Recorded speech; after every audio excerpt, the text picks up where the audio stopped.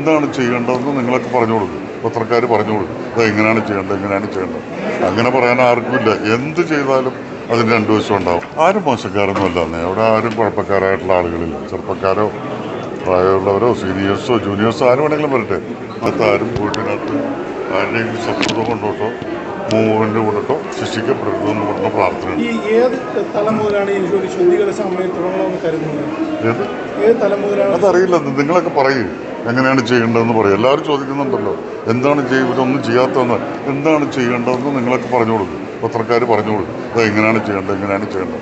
അങ്ങനെ പറയാൻ ആർക്കുമില്ല. എന്ത് ചെയ്താലും അതിന് രണ്ടു വശം ഉണ്ടാവും. അമ്മയെ തല്ലിയാലും രണ്ട് പക്ഷം എന്ന് പറഞ്ഞ പോലെ അതെന്താണെങ്കിലും പറയും. കൂട്ടരാജി വെച്ചാലും പറയും.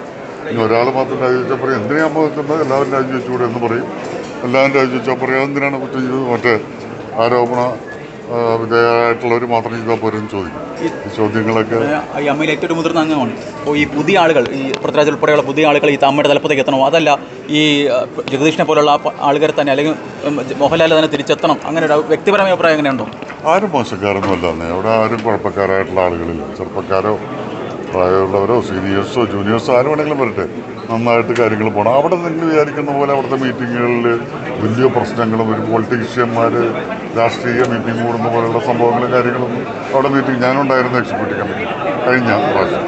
അവിടെ വളരെ സ്വസ്ഥമായിട്ടിരുന്നിട്ട് അതെന്താ ചെയ്യേണ്ടത്, അതപ്പോൾ ഇങ്ങനെ എഴുതാനോ അങ്ങനെ എഴുതി ശരിയാവും, അങ്ങനെയൊക്കെ കാര്യങ്ങൾ പറഞ്ഞു. ശരി, അതാണ് ശരിയെന്ന് എല്ലാവർക്കും തോന്നിയാൽ അത് ചെയ്യും. അതല്ലാതെ മറ്റത് നമുക്കൊരു കാര്യം ചെയ്യാം, അതിങ്ങനെ എഴുതി കളയാം, എന്നിട്ട് അവനെ പൂട്ടാം, അങ്ങനെ പറയുന്ന ഒരു കൊള്ളസംഘമൊന്നും അല്ല അത്. വളരെ ന്യായമായിട്ട് കാര്യങ്ങൾ പറയുന്ന വളരെ ജോയ് മാത്യുവിനെ ഞാനാണ് നിർബന്ധിച്ച് പ്രാവശ്യം എക്സിക്യൂട്ടീവ് വെക്കണമെന്ന് പറഞ്ഞു. പുള്ളി പറഞ്ഞ് എന്നൊക്കെ അവിടെ പോയിട്ട് കുസ്തി ഉണ്ടാക്കാമെന്നും വരും. പക്ഷേ നിർബന്ധിച്ച് പുള്ളിയെ പറഞ്ഞ് പുള്ളി നോമിനേഷൻ കൊടുത്ത് പുള്ളി അതിനകത്ത് ഇപ്പോൾ എക്സിക്യൂട്ടീവ് കമ്മിറ്റി മെമ്പറാണ്. പുള്ളി തിരിച്ചു വന്നിട്ട് പറഞ്ഞാൽ ഞാൻ കരുതി വെച്ചോടെ വലിയ പ്രശ്നങ്ങളാണെന്ന്.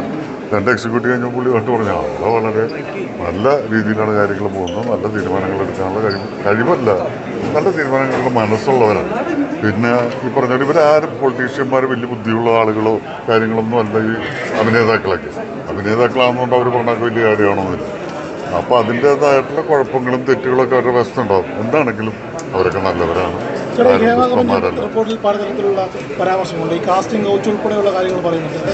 അത്തരത്തിലുള്ള ഏതെങ്കിലും അനുഭവങ്ങൾ, അല്ലെങ്കിൽ താങ്കളുടെ കാര്യം ജൂനിയർ ആയിട്ടുള്ള താരങ്ങൾ അല്ലെങ്കിൽ മറ്റേതെങ്കിലും താരങ്ങൾ ഏതെങ്കിലും സമയത്ത് ലാലേട്ടനെ അറിയിച്ചതായിട്ട് ശ്രദ്ധയിൽപ്പെട്ടിട്ടുണ്ടോ? ഇല്ല, നമ്മുടെ സെറ്റിലൊന്നും അങ്ങനെ ഉണ്ടായിട്ടില്ല. പക്ഷെ ഉണ്ട് എന്നുള്ള കാര്യം സത്യമാണ്. അതുകൊണ്ട് കേട്ടൊക്കെ കാര്യങ്ങളൊക്കെ നടക്കുന്നുണ്ട്. അതെല്ലായിടത്തും ഉണ്ട് എന്നുകൊണ്ട് കൈയൊഴിയുകയല്ല, അതെല്ലായിടത്തും ഉണ്ട്. പക്ഷെ ഇതിനകത്ത് എല്ലായിടത്തും ഉണ്ടാകാൻ പാടില്ല, എവിടെയും ഉണ്ടാകാൻ പാടില്ല. സിനിമയിൽ ഉണ്ടാകുമ്പോൾ ഒരിടത്തും ഉണ്ടാകാൻ പാടില്ല. സിനിമയിൽ സ്വാഭാവികമായിട്ടും കൂടുതലായിരിക്കും. കാരണം വെച്ചാൽ ഒരുമിച്ച് താമസിക്കുകയും ദിവസങ്ങളോളം ഹോട്ടലുകളിൽ ഒരുമിച്ച് അങ്ങനെയൊക്കെ വരുമ്പോൾ അതിനുള്ള ചാൻസസ് കൂടുതലുണ്ട്. അപ്പോൾ അതുകൊണ്ട് അത് ഉണ്ടായില്ല എന്ന് പറയുന്ന തർക്കമൊന്നുമില്ല. പക്ഷെ അത് എല്ലായിടത്തും ഉണ്ടെന്നും കരുതല്ല.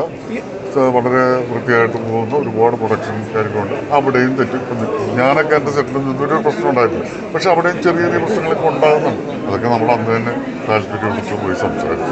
ചേട്ടാ, ഈ മുകേഷിനെതിരെ ആരോപണം വരുന്നു. അപ്പോൾ സ്വാഭാവികമായി നടൻ എന്നതിനേക്കാൾ അപ്പുറത്ത് ഒരു ജനപ്രതിനിധി കൂടിയാണ്. ആ സമയത്ത് ഈ അദ്ദേഹത്തെ ഈ നിലവിൽ ഈ ആരോപണങ്ങൾ അയാൾക്കെതിരെ വരുന്നു. അതിൽ നിന്ന് മാറി നിൽക്കണം, രാജിവെച്ച് ഈ മാറി നിൽക്കണ്ട എന്നുള്ളതൊന്നും എനിക്കറിയാൻ പറ്റാത്ത കാര്യങ്ങൾ. അതൊക്കെ ഇപ്പോൾ ഒരു പാർട്ടിയുടെ വക്താവാണെങ്കിൽ അപ്പോൾ അതിന് അവരായിട്ടുള്ള കുറേ തീരുമാനങ്ങളൊക്കെ ഉണ്ടാവും. ചിലപ്പോൾ മുകേഷ് ഒറ്റക്കെടുക്കാൻ പറ്റുന്ന തീരുമാനമായിരിക്കണമെന്നില്ല. ചിലപ്പോൾ പാർട്ടി എന്ന് പറയുന്നു രാജിവെക്കണ്ടെന്ന് പറഞ്ഞു, ചിലപ്പോൾ രാജിവെക്കേണ്ടി വരും. എന്താണെങ്കിലും ഞാൻ വലിയ രാഷ്ട്രീയക്കാരനല്ല, അങ്ങനെ രാഷ്ട്രീയപരമായിട്ട് കാര്യങ്ങൾ ചിന്തിക്കുന്ന ആളുകൾ. അതുകൊണ്ട് എന്താണ് ഇവിടെ നടക്കുന്നതെന്ന് എനിക്കറിയില്ല. അല്ല, നേരത്തെ സിദ്ദിഖ് സ്ഥാനത്ത് നിന്ന് മാറിയിട്ടുണ്ടായിരുന്നു. അപ്പോൾ പിന്നെ രഞ്ജിത്ത് വെക്കുന്നതിലൊന്നും അല്ലാന്ന് കാര്യം. നമുക്ക് വേണ്ടത് കുഴപ്പങ്ങൾ ആര് ചെയ്തിട്ടുണ്ടോ അത് എവിടെയാണെങ്കിലും ഒരു ശിക്ഷിക്കപ്പെടണം. അതിനെപ്പറ്റി അന്വേഷണം വേണം. നല്ല അന്വേഷിക്കാൻ കഴിയുന്ന ഉദ്യോഗസ്ഥന്മാരും കാര്യങ്ങളൊക്കെ നമുക്കുണ്ട്, തീർച്ചയായിട്ടും. അതിനകത്തും വലിയ കൈകടത്തലുകളും കാര്യങ്ങളുണ്ടാകും. ചർച്ച നടത്തി WCL അംഗങ്ങളെ ഉൾപ്പെടെ അമ്മയുടെ തലപ്പത്തേക്ക് കൊണ്ടുവരാനുള്ള രീതിയിൽ ഒരു ചർച്ച നടക്കുന്നുണ്ടെന്ന് റിപ്പോർട്ടിൽ പുറത്തുണ്ട്. ചേട്ടാ, ഈ ഹേമ കമ്മിറ്റി റിപ്പോർട്ട് ഇത് റിപ്പോർട്ടായി തന്നെ ഇരുന്നാൽ മതിയോ? അതല്ല, ഇതിൽ മൊഴി കൊടുത്തിട്ടുള്ള ഒരുപാട് ആളുകളുണ്ട്. അവർക്ക് ഈ മൊഴി കൊടുത്തിട്ടുള്ള ഒരുപാട് ആളുകളുണ്ട്. ഈ റിപ്പോർട്ടായി തന്നെ ഇരുന്നാൽ മതിയോ? അതിൽ ക്രിമിനൽ കേസ് എടുക്കേണ്ട, പോക്സോ എടുക്കേണ്ട ഒരുപാട് കാര്യങ്ങളുണ്ട്. അപ്പോൾ അതെല്ലാം നിയമ നടപടിയിലേക്ക് പോകണം. എല്ലാവരുടെയും പേരിലോ ഈ അതാ പറഞ്ഞ കുറ്റം ചെയ്തവരെ പറ്റി അന്വേഷിക്കണം. കുറ്റം ചെയ്തെന്ന് ആരോപിക്കപ്പെട്ടവരെ പറ്റി കുറ്റം ചെയ്തിട്ടുണ്ടെങ്കിൽ ശിക്ഷിക്കപ്പെടണം. ആ പേര് രക്ഷപ്പെടണം. അവർക്ക് വേണ്ട സഹായങ്ങൾ ചെയ്തു കൊടുക്കണം. കാര്യങ്ങളൊക്കെ ശരിയാണ്. കുറ്റം ചെയ്തവർ തന്നെ ആയിരിക്കണം എന്ന്